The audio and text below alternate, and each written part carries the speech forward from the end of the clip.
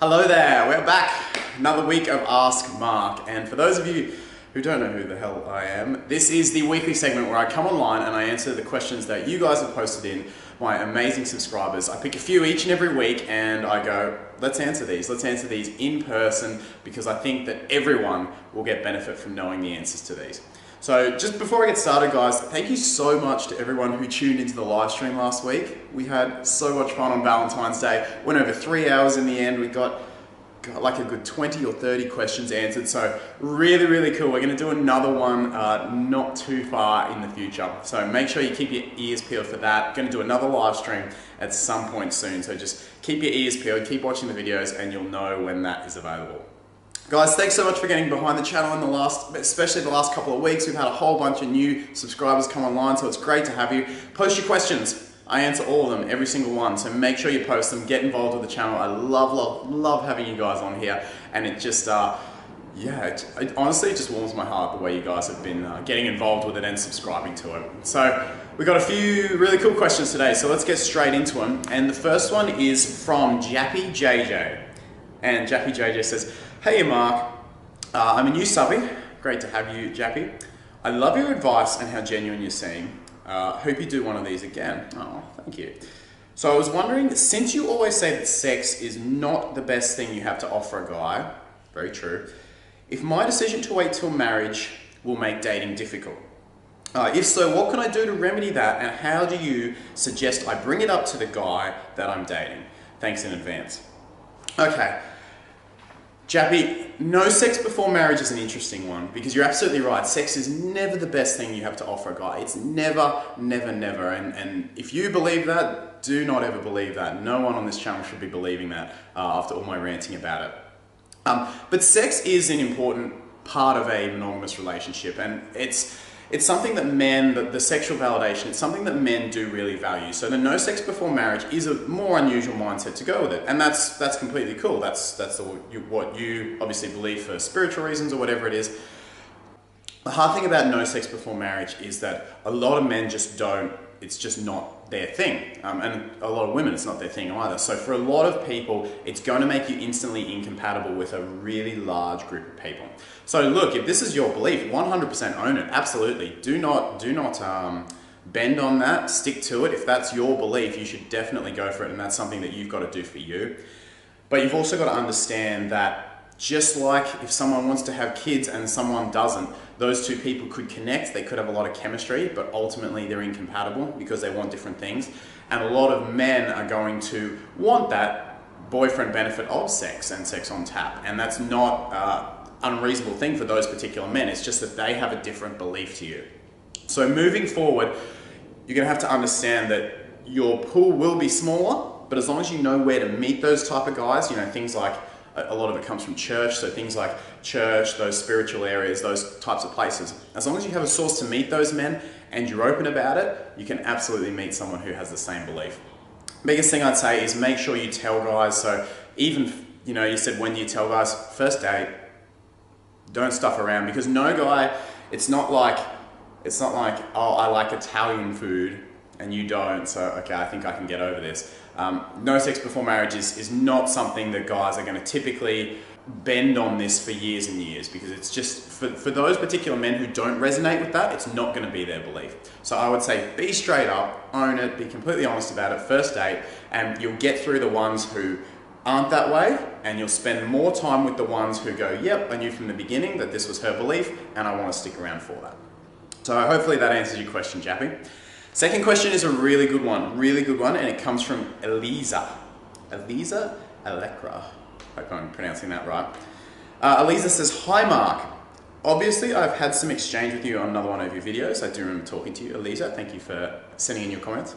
I'm wondering what your thoughts are on how some women seem to have this skill naturally." And she's referring to flirting, by the way. This comment was on the How to Flirt with a Guy video where Jamia does the demos. "I believe I do. Yet I am wondering on what causes some women to have this skill naturally and others need to be taught it." It's a great question. It's a great question. Eliza, no one has this skill naturally. But the thing is, some women, or men as well, learn these extroverted style skills before we even realize that they're skills.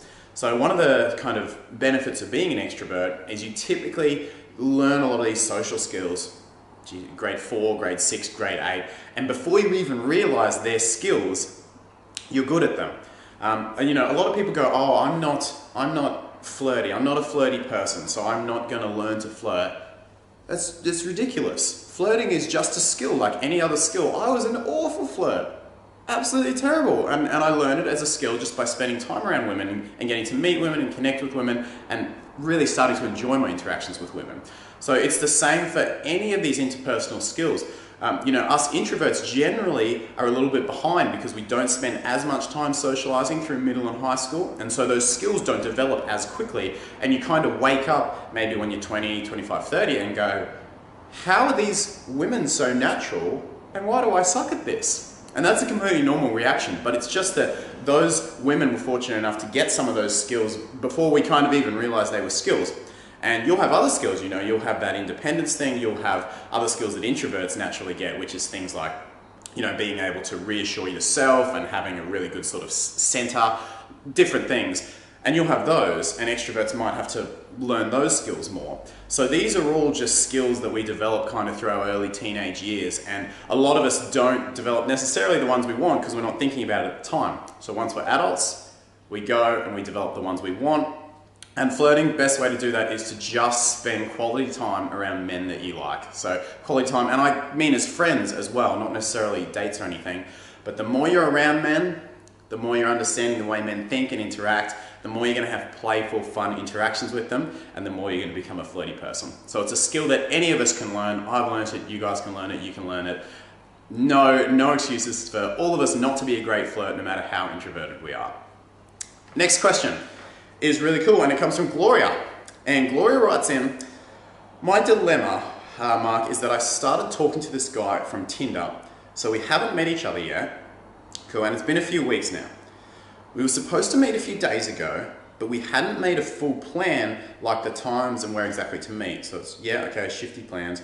I would try to ask him, but we weren't sure what was going on for the day we planned. Okay. The night before we were supposed to meet, I asked him, what should we do? But he never responded until the next day and said he had to work. Okay, so that's pretty useless of him. He had found out he had to work the night I asked him, but he said he didn't have the guts to tell me we made plans. So he doesn't have the guts on Tinder to send one message. Throughout the day, he kept saying he wished he didn't have work so he could meet me, etc. Okay. Then later that night, I asked if he wanted to talk on the phone. He ignored my question and just ended up sending me a random Snapchat video. I just don't know how to handle this situation if you're still interested. Gloria, he sounds frankly useless. Like, already, you've never even met the dude, and he's already can't send you a text to say, I have to work tomorrow. Didn't organise the times or the days before the day happened, despite you clearly pushing for it. And then he ignores your text, and when he's clearly on their phone, sends you a Snapchat. Like, could you imagine this guy in a relationship? If he's already this useless? No, Gloria, there's lots of guys out there who will do such a better job and who will actually be wanting to plan and be wanting to make interactions and meetups with you happen. So I would not be spending any more time wasted on this guy. Yeah. And the last comment is from Pandasan, and I had to add this one in because it is literally just the cutest comment. You guys are going to love this. Hello, Mark. I want to thank you for all the advice. Today I had my first date ever. How cool is that? How cool is that? I've been watching lots of your videos and my date went good, I think at least. Freaking awesome. And I really tried keeping eye contact. He looked away each time. I guess it makes him nervous. Well, thanks a lot. This is just so cool. And look, eye contact is the fact that you're already doing this. I'm not sure how old you are, but it sounds like you could be a little bit younger. So the fact that you're already doing this is an amazing skill. It is an amazing skill that is going to serve you for the rest of your life in connecting with people. Guys, never be afraid to go too much with eye contact or too much with really any new skill you're trying to learn. It's much easier to learn a new skill if you push it like really hard and then just dial back so that it's socially calibrated than if you try and do it a little bit at a time. It's a whole concept of like flooding in psychology versus just the little steps. It works a lot faster and a lot more effectively if you just do it quickly. So yeah, like obviously make sure you're not staring him down intently during the entire day. But the fact is, if you're doing this eye contact and you're making an effort to connect with people in this way, just by looking into their eyes, really connecting with them, that is an incredible life skill, Panda, that will serve you literally for the rest of your life. Eye contact is ultimately what eye contact is it's being vulnerable, because when you connect with someone and you look into their eyes, you open yourself and you see into each other's emotional realm. It's the most vulnerable you'll be interacting with someone. So if you can, what is confidence? Confidence is the ability to be relaxed when you're vulnerable. So if you can foster this skill of being relaxed, looking into someone's eyes, that is going to give you incredible confidence meeting and connecting with people, not just men, but everyone you meet throughout your life. So guys, thanks so much for the comments, for sending in. You guys are amazing. Thank you so much for getting involved in the channel. Like I say, I do answer all of these. So I answer all of them in text form, but pick a few good ones every single week, and I'd love to do yours this week. So send in your best question and we'll pop it on Ask Mark next week. Make sure to subscribe. If you're not a subscriber yet, get involved. We're getting close to that goal of 10K subscribers, which is just like, blows my mind, seriously blows my mind. But yeah, thank you guys so much for getting involved. Hit like on the video. Make sure you download the ebooks if you haven't already. They're in the description. And if you do want to talk to me, don't forget you can always do that over Skype by booking in a session on the website, makingyours.com.au/coaching. Guys, thank you so much for sending in your questions and getting behind my channel. I can't wait to talk to you in another week's time, and we've got a couple more videos coming out for you in the meantime. I'll see you soon.